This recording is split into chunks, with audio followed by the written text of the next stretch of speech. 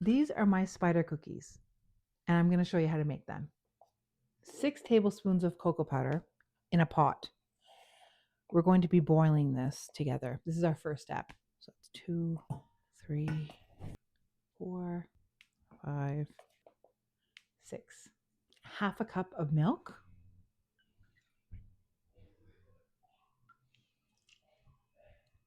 1.5 cups of sugar. So there's 1.5 cup of sugar. Put that in there. Half a teaspoon of vanilla extract. Also, half a cup of salted butter. Half a cup is equal to like 1 stick, I believe. So I have that here. It's softened. So just try to make it, I mean, it doesn't really matter if it's not softened, just probably easier. If you do have just 1 stick, then, you just grab that. I'm going to just put this in my half a cup and flatten it out to make sure we have enough. Flatten that out. There, half a cup. Put that in the pot. And we're going to go melt that over a stovetop on like medium heat, probably like on a 5. Hey guys, it's starting to soft boil. So I'm going to put a 2-minute timer on. I'm going to let it just sit there. I'm not going to stir it. So my 2-minute timer has gone up. You see it's boiling. I'm going to turn off the burner and just put this to the side and let it cool. Stirring it now. I know I said I wasn't going to stir it, but I didn't stir it while it was boiling. So I'm just stirring it now, and I'm going to put it to the side. Let it cool because we have to put that in the dry ingredients and we have to mix it up. So in a very large bowl, we're going to add 3 cups of oats. Quaker oats. These are the ones that I have.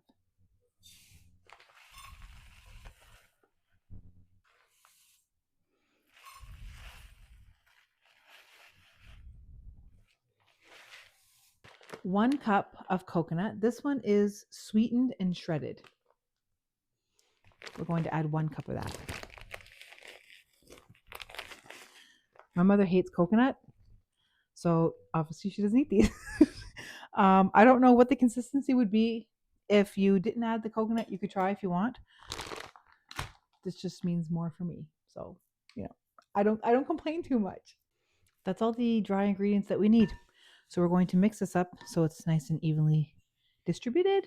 And then we are going to add the wet ingredients in here, and then that's it.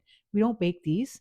We let them sit, they harden, we put them in the fridge, and then I will show you that tomorrow. But for now, we spread that out nicely, and then we're going to add the wet ingredients. Just going to pour that directly in there.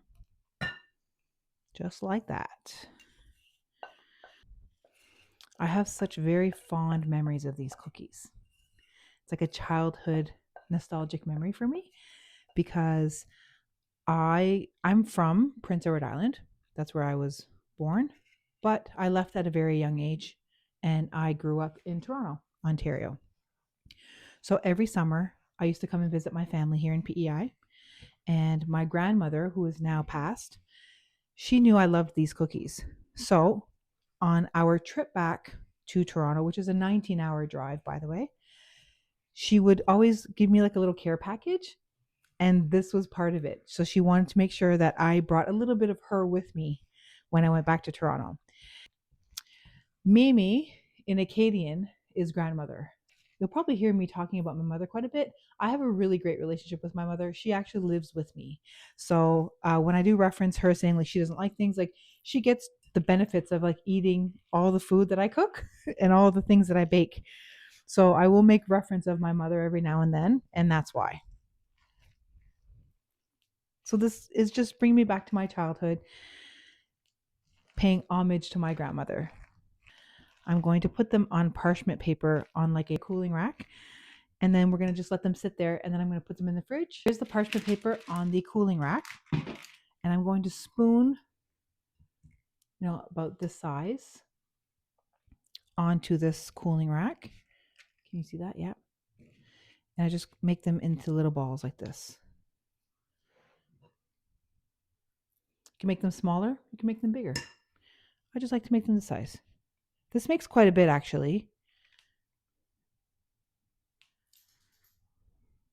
If you've never had these are really good.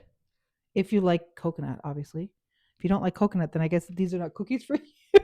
These are not the cookies for you. I make these every year, and they're always a hit. I had a friend of mine tell me that she dreams of them, so they're good. So I'm just going to fill this. So it gave me one full cooling rack.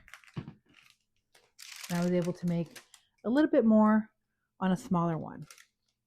Look, I'm just going to give you a close up. That's what they look like. They're delicious, guys. You have to use real butter because if you use margarine, it's too soft and it's not going to give you the right consistency. I will show you tomorrow what the consistency is because with real butter, when it cools off, it solidifies and it gives you that nice, soft, creamy consistency that we're looking for. Anyway, I will show you tomorrow once they're ready. I really hope that you guys try these because they are really good. And then let me know in the comments what you think. Tomorrow is finally here. I've already added it in a bag so that it wouldn't take up too much space in my fridge. And I'm going to show you now what they should look like. So here it is. They're nice and hard. Well, they're not too hard. I'm going to show you the texture that it should be. See on the inside? And they're solid. So now I'm going to taste it.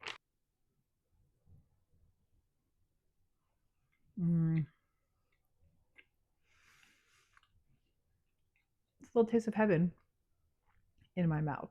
Just brings me right back to my childhood. It's so good. Try it. Let me know.